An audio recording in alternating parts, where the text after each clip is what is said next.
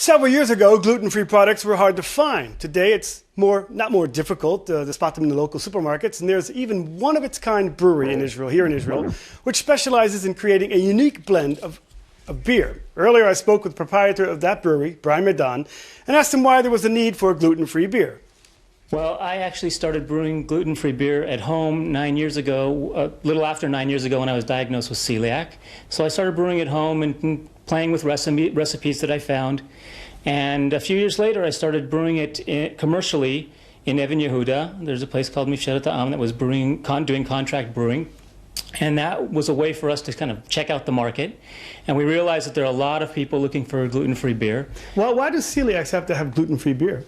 Well, celiacs they can't eat anything that has gluten in it, which is barley, wheat, and some other grains.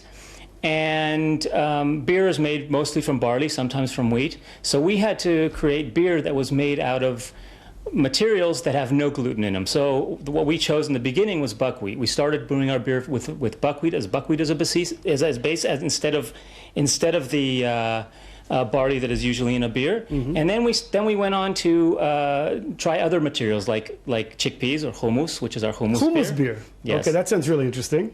Yeah, so we have basically one day I was eating hummus and I'm thinking this could be beer. And so I started playing with it, and it took a long time till I got a recipe that worked, that it didn't taste too sour and didn't taste too sweet, and it was perfect.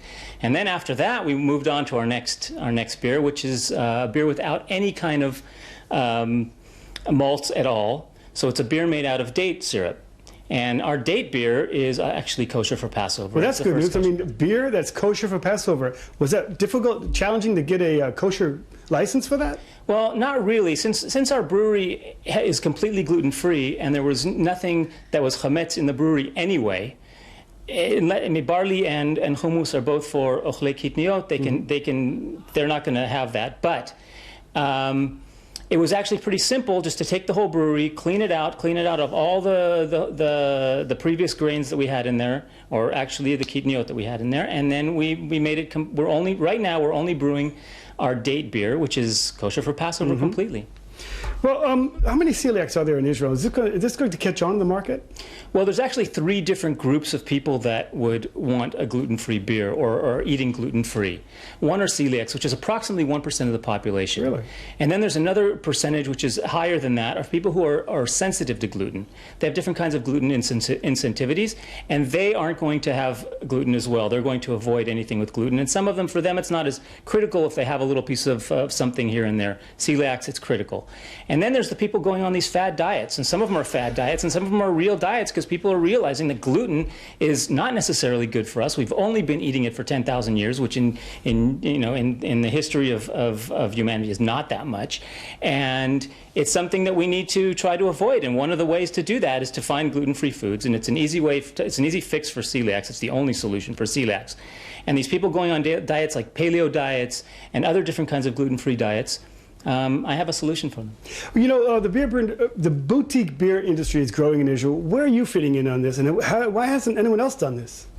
Well, I think that people haven't done it because there's still a little bit of a feeling that beer has to be made by the 4 ingredients that for example, there's a law in Germany that says that beer has to be made by 4 ingredients, which is barley, hops, yeast, and water.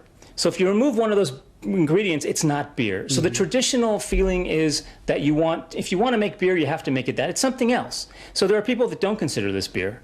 I say that if it smells like beer, looks like beer, tastes like beer, it's beer. Okay. Well, good luck, Brian Meadan at the Meadan Brewery in Carmel. Thank you.